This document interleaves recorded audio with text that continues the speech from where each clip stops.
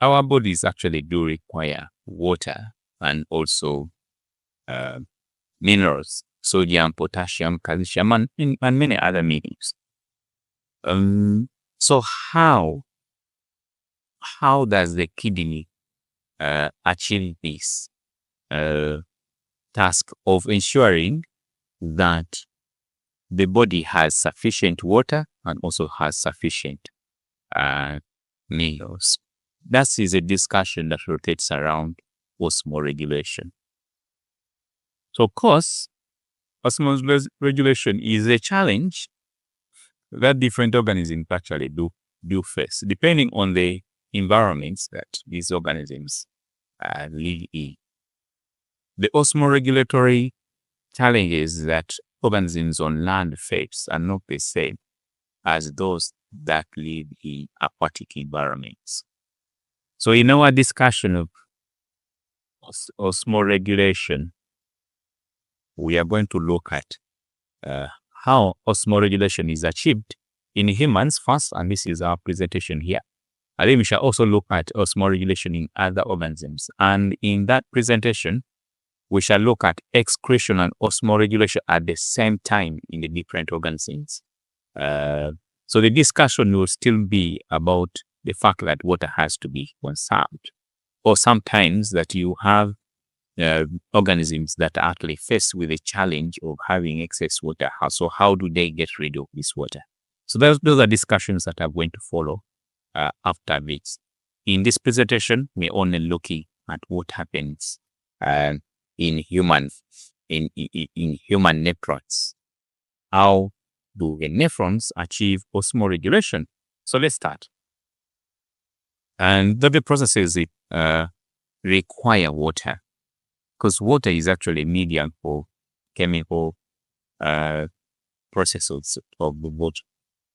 So that means that if you don't have sufficient water, then you're going to have problems sustaining life. And it is not by surprise that you can actually starve for several days and still remain alive. But if you don't get water for only 3 days, then you may not really survive. So that's the importance of water to us. That means that the processes that conserve water are very, very, very important. And that is why water balance has a homeostatic mechanism, or different mechanisms that constitute what we call maintaining water balance become very, very important. And in that discussion, we bring in a term that we call osmoregulation, which is the process of making sure that we maintain the normal ranges of water levels and also mineral salts. Okay, so this discussion is going to be about water and mineral salts and how does the kidney achieve this water and mineral salt balance. The first things that you really need to understand is how water moves.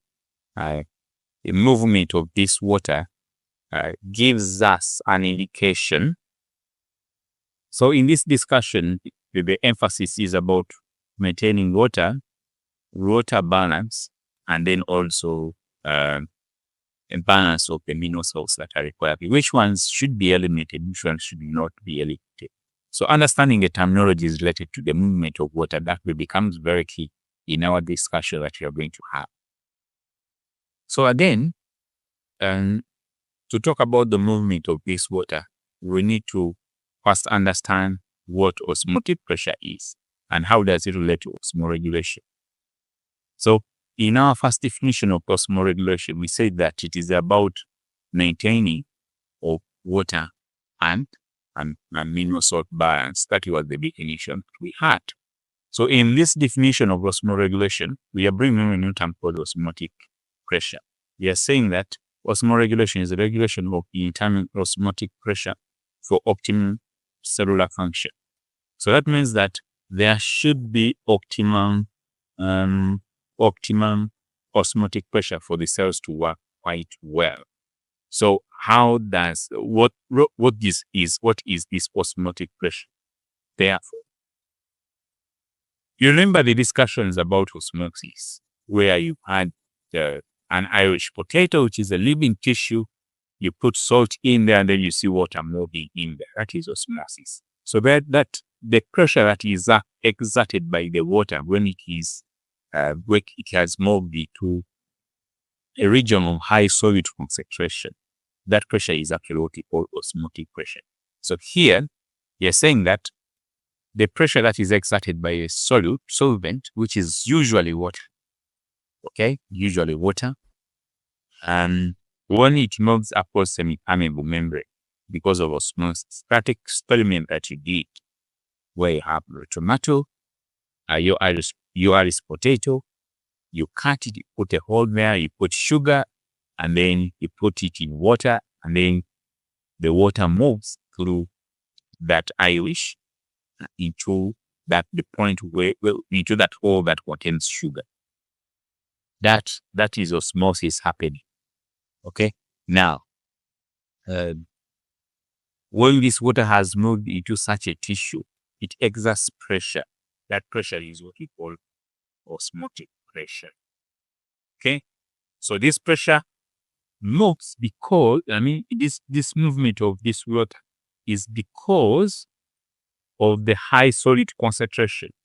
So water moves from a region of low solid concentration to a region of high solid concentration. Okay.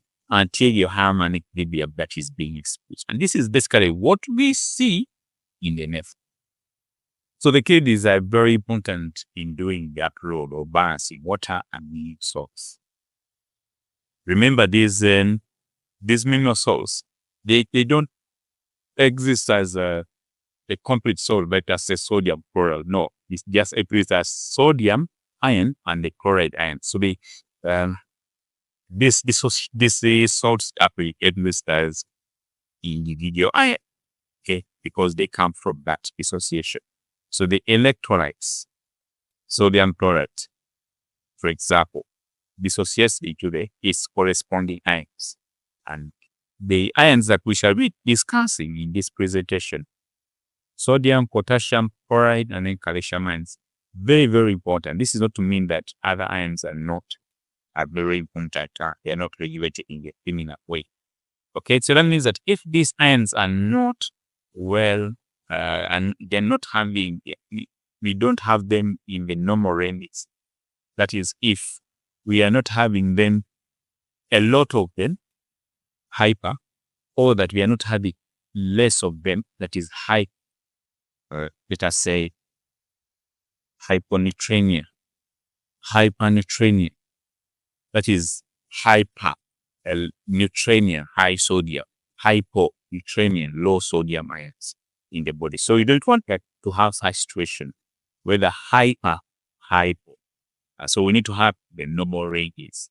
So we are saying that if the ions are not within the normal ranges, then you're going to have problems with one, impulse transmission, with the two, the way the heart works, it actually needs iron. So have problems with heart contractions. You have problems with muscles. So you need to have these in the right concentrations. Okay?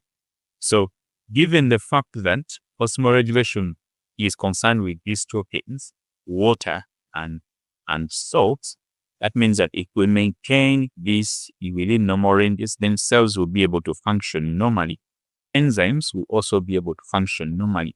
And also the cell membrane integrity will actually also be maintained, because you will not have cells, for example, collapsing, shrinking, and then getting lysed, okay, breathing up, because that means that the water content in a cell is very important, because it will maintain the membrane integrity, and then you will have some of these enzymes actually require some of these they require these ions, okay, and they also, if you have enzymes working very well, you have sufficient water as a medium of these and chemical processes, then definitely you want to have cellular function. Okay, this is basically what we have just said, that if you have less water in your body, we are going to say that you are dehydrated. If you are dehydrated, the cells do not function very well because water is actually media, these chemical processes. Dehydration or lack of water in your body can cause organ failure. And eventually, let me explain that. And taking 3 days without water is actually a miracle. And if you have electrolyte problem, then you're going to have problems with the mechanisms or processes that need these helps. So problems with nerve impulse transmission are problems with muscles. The brain sends impulses every now and then. Those impulses cannot happen if we don't have a right balance. And if you have a buildup of these ions, for example, hydrogen ion, then you're going to get around hydrogen ion, hydrocarbonate ions, or bicarbonate ions. You're going to have destruction of the blood pH, and alteration of the blood pH will affect enzyme activity. So you don't want to be in such a situation. So you can end up with a lot of hydrogen ions causing acidity, or a lot of bicarbonate ions causing alkalinity. Which in medical terms, we can term that as alkalosis, and then we increase the acidity as acid.